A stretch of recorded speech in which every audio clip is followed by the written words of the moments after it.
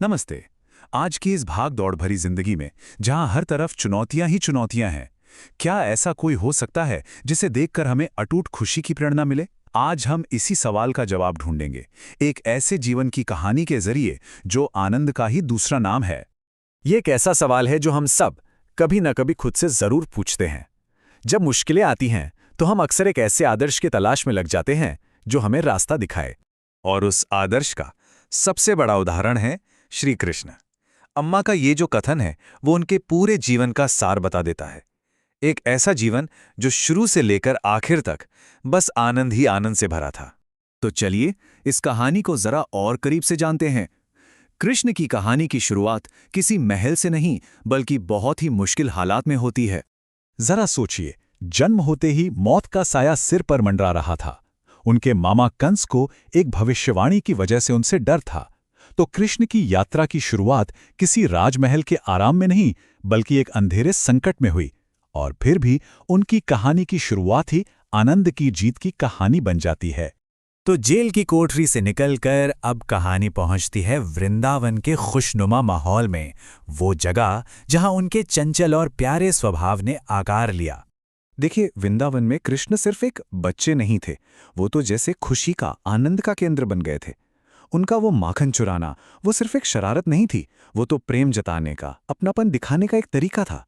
और उनकी इन्हीं लीलाओं ने उन्हें हर किसी का, चाहे छोटा हो या बड़ा हो, सबका लाजला बना दिया।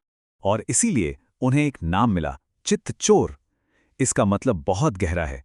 जैसा अम्मा कहती हैं, वो सिर्फ माखन नहीं चुरा रहे थे।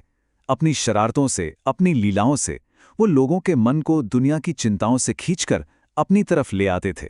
सच में मन को चुरा लेते थे। और ये जो दिव्यता थी ना, ये रास लीला में अपने सबसे ऊंचे शिखर पर पहुंच गई। ये कोई आम डांस नहीं था, नहीं, ये तो एक आध्यात्मिक मिलन था।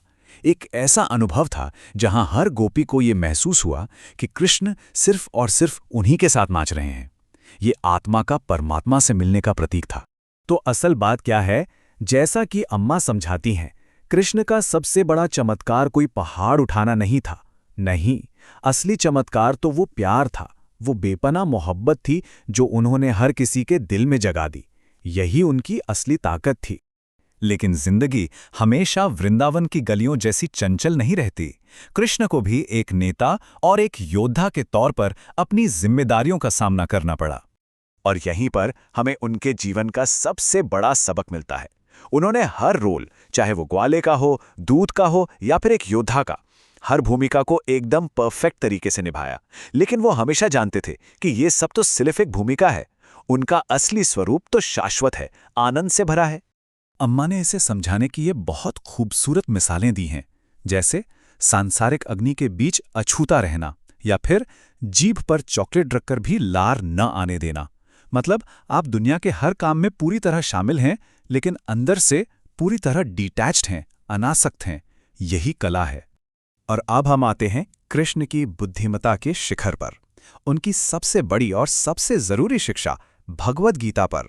सोचिए, महाभारत का वो भयानक युद्ध शुरू होने ही वाला है और उस बैटलफील्ड पर महान योद्धा अर्जुन अपने कर्तव्य और मोह के बीच फंस गए हैं। तब कृष्ण ने उन्हें 701 श्लोकों का वो ज्ञान दिया जिसे आज हम सब जीवन जीने की गाइड बुक भी कहते हैं। गीता का जो गहरा ज्ञान है ना, उसे हम इन 3 आसान स्टेप्स में समझ सकते हैं। पहला, अपना धर्म यानी अपना कर्तव्य जानो। दूसरा, उस पर काम करो, अपना कर्म करो। और तीसरा, फल क्या होगा उसकी चिंता मत करो, उसे ईश्वर पर छोड़ दो। बस यही है मन की शांति का सीधा रास्ता। और ये बात फिर से उसी सेंट्रल आइडिया पर ले आती है। कृष्ण ने सिर्फ बातें नहीं की, उन्होंने ये सब जीकर दिखाया। उनकी पूरी जिंदगी इस बात का जीता जागता सबूत थी कि कैसे कर्तव्य और अनासक्ति, एक्शन और डिटैचमेंट के बीच बैलेंस बनाकर जिया जा सकता है। चलिए अब कृष्ण की कहानी के उस आखिरी हिस्से की तरफ चलते हैं जो उनके पूरे फलसफे का, उनकी पूरी फिलॉसफी का अंतिम प्रमाण है। 125 साल का एक भरपूर जीवन जीने के बाद कृष्ण का अंत किसी बीमारी या बुढ़ापे की वजह से नहीं हुआ, बल्कि एक शिकारी के तीर से हुआ। और उस आखिरी पल में उन्होंने क्या किया?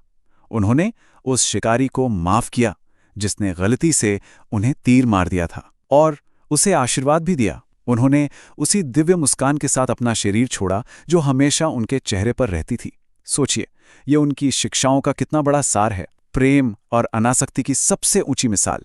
अम्मा का यह सवाल हमें सीधे आज में ले आता है। कृष्ण की कहानी सिर्फ इतिहास नहीं है, वो आज भी प्रेरणा का एक ऐसा श्रोता है जिसे याद करते ही हमारे अंदर एक अजीब सी शांति, एक आनंद का एहसास होता है ना? तो आखिर में ये सवाल सिर्फ कृष्ण का नहीं, हम सबका है। उन्होंने तो अपना जीवन जीकर दिखा दिया कि हर हाल में मुस्कुराना, हर हाल में खुश रहना मुमकिन है। अब सवाल ये है कि क्या हम उनकी जिंदगी से सीख लेकर अपनी जिंदगी को हंसी और आनंद से भर सकते हैं?